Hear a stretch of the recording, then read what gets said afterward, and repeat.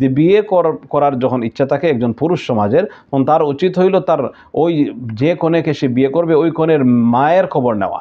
যদি মায়ের খবর না নেওয়া, দেখেন মুসনাদ আহমদ আবু দাউদের হাদিসের মধ্যে এসেছে আল্লাহ রাসূল বলেছেন যে তাসাওয়াজুল ওয়াদুদাল ওয়ালুদা ফাইন্নী মুকাসিরুম বিকুমুল উমামা ইয়াউমুল কিয়ামা, যে তোমরা অধিক সন্তান দানকারিনী এবং স্বামী সোহাগিনী নারীদেরকে তোমরা কি করো, বিয়ে করো। তখন এখানে ব্যাখ্যাকার মুহাদ্দিসিন একরাম বলেছেন যে এখানে ওই যে অধিক সন্তান, একটা মেয়েকে বিয়ে করবার আগে তো সে সন্তান কেমন বিষয় তো জানা নেই, তো এটা বলেছেন যেটা হচ্ছে তার মায়ের সন্তান দেখে, তার মার সন্তান কেমন সেটা দেখে বিয়ে করা। মূলত এটা একটা উসুল যে মার যদি আমল ভালো হয় তাহলে মেয়ের মধ্যে সেই আমলটা চলে আসবে, মার যদি আমল খারাপ হয় তাহলে মেয়েরও মা দ্বারা প্রভাবিত হয়ে যাবে।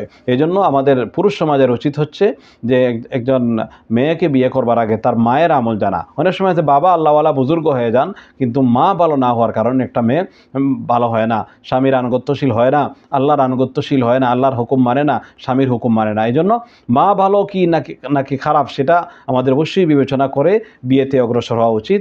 অধিকাংশ ক্ষেত্রে এমনটাই ঘটে থাকে যে মা যদি খারাপ হয়, মা যদি দিনদার না হয় তাহলে মেয়েটা কি হয় না, দিনদার হয় না। মা যদি পর্দানিশীন না হয় মেয়ে পর্দানিশীন হয় না।